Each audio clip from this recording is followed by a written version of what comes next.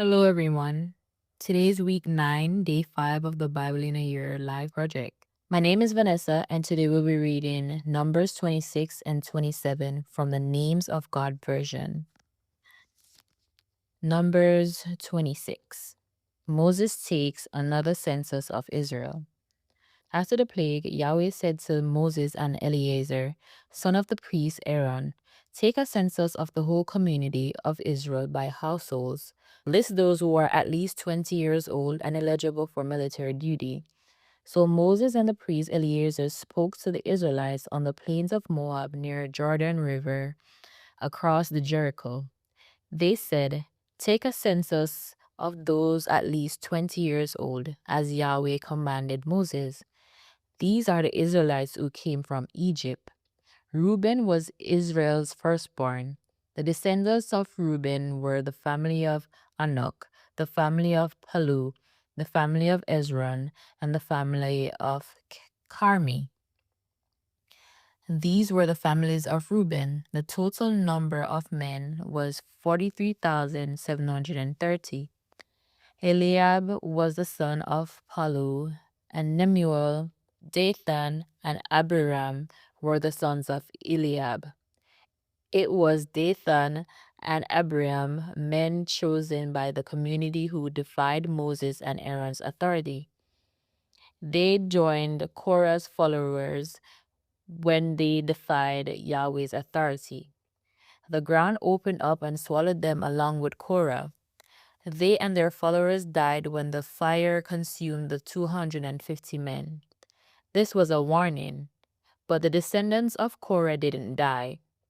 The families descended from Simeon were the family of Nemuel, the family of Jamin, the family of Jachin, the family of Zerah, and the family of Shaul. These were the families of Simeon. The total number of men was 22,200. The families descended from Gad were the families of Zephon, the families of Adai, the families of Shuni, the family of Ozni, the family of Eri, the family of Arodi, and the family of Areli. These were the families of Gad's descendants. The total number of men was 40,500. And Onan were sons of Judah, but they died in Canaan. The families descended from Judah were the family of Shelah, the family of Perez, and the family of Zerah. The descendants of Perez were the family of Ezron and the family of Amol. These were the families of Judah. The total number of men was 76,500. The families descended from Issachar were the family of Tola, the family of Pua, the family of Jashub, and the family of Shimron. These were the families of Issachar. The total number of men was 64,300. The families descended from Zebulun were the families of Sered, the family of Elan, and the family of Jalil. These were the families of Zebulun. The total number of men was 60,500. The families descended from Joseph were Manasseh, and Ephraim were from Manasseh, the family of Machir. Machir was the father of Gilead, and the family of Gilead. The descendants from Gilead were the family of Lizar, the family of Helek, the family of Asriel, the family of Shechem, the family of Shemida, and the family of Heper. Zelophehad, son of Hefer, had no sons, only daughters. Their names were Mala, Noah, Hagla, Milcah, and Tirzah. These are the families of Manasseh. The total number of men was 52,700. The families descended from Ephraim were the family of Shethula, the family of Becher, the family of Tehan.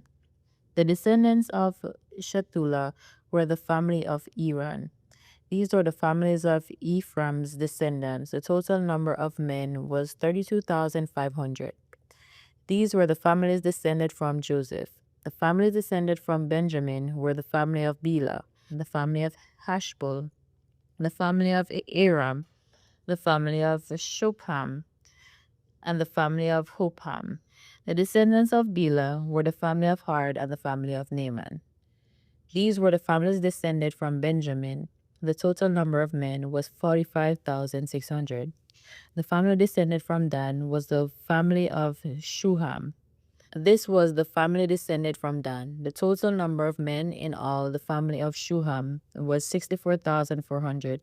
The families descended from Asher were the families of Imnah, the family of Ishvi, the family of Beriah. The descendants of Beriah were the family of Heber, the family of Maghael. Asher had a daughter and named Serah. These were the families of Asher's descendants. The total number of men was 53,400. The families descended from Naphtali were the family of Jaziel, the family of Guni, the family of Jezer, and the family of Shelem. These were the families of Naphtali. The total number of men was 45,400. The total number of Israelite men was 601,730. Then Yahweh said to Moses, "The land these people will possess must be divided using the list of names from the census. Give more land to larger tribes and less land to smaller ones. Use the totals from the census in giving land to each tribe, but the land must be divided by drawing lots. The tribes will receive their land based on the names of their ancestors. Whether the tribes are large or small, the land must be divided by drawing lots." The families descended from Levi were listed as the family of Gershon, the family of Kohath, and the family of Merari. These were the families of Levi: the Libnite family, the Ebronite family, the Malite family, the Mushite family, and the Korite family. Kohath was the ancestor of Amram. The name of Amram's wife was Jochebed, and descendants of Levi, who was born in Egypt. She gave birth to Amram's children, Aaron, Moses, and their sisters Miriam. Aaron was the father of Nadab, Abihu, Eleazar, and Ithamar. But Nadab and Abihu had died because they offered unauthorized fire in Yahweh's presence. The total number of Levite males at least 1 month old was 23,000. They were not counted along the other Israelites because they were given no land of their own. Moses and the priest Eleazar add up the total number of Israelites on the plain of Moab near the Jordan River across the Jericho. Among them, there wasn't a single one of the Israelite Moses and the priest Aaron had counted in the desert of Sinai. Yahweh had said, "They must all die in the desert."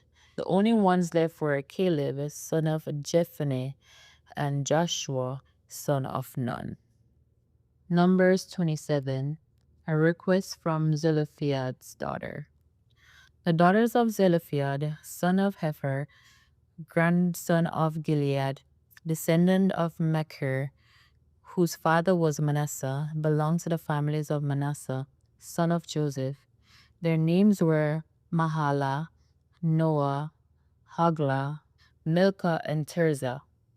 They came to Moses and stood in front of him. The priest Eleazar, the leaders, and the whole community at the entrance to the tent of meeting. They said, "Our father died in the desert. He was not part of Korah's followers who joined forces against Yahweh. He died for his own sin and left no sons. Why should our father's name be allowed to die out in his family because he had no son? Give us property among our father's relatives." So Moses brought their case to Yahweh, and Yahweh said to him, "Zelophehad's daughter are right. You must give them property of their own among their father's relatives. Turn their father's property over to them. Tell the Israelites, if a man dies and leave no sons, turn his property over to his daughters. If he has no daughters, give his property to his brothers. If he has no brothers, give his property to his uncles on his father's side of the family. If he has no uncles, give his property to the nearest relatives in his family, and that relative will take possession of it. This will be a rule for the Israelites, as Yahweh commanded Moses. The Lord appoints Joshua to succeed Moses. Yahweh said to Moses, "Go up into the Abraham mountains and take a look at the land I will give the Israelites. After you see it, you too will join the ancestors in death, as your brother Aaron did. You both rebel against my command in the desert of Zin. You didn't show the people how holy I am when they were complaining about the oasis." Moses said to Yahweh, "Yahweh, you are the Elohim who gives the breath of life to everyone.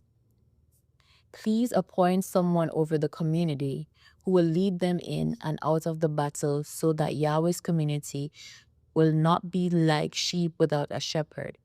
So Yahweh said to Moses, "Take Joshua, son of Nun, a man who has the Ruach, and place your hand on him.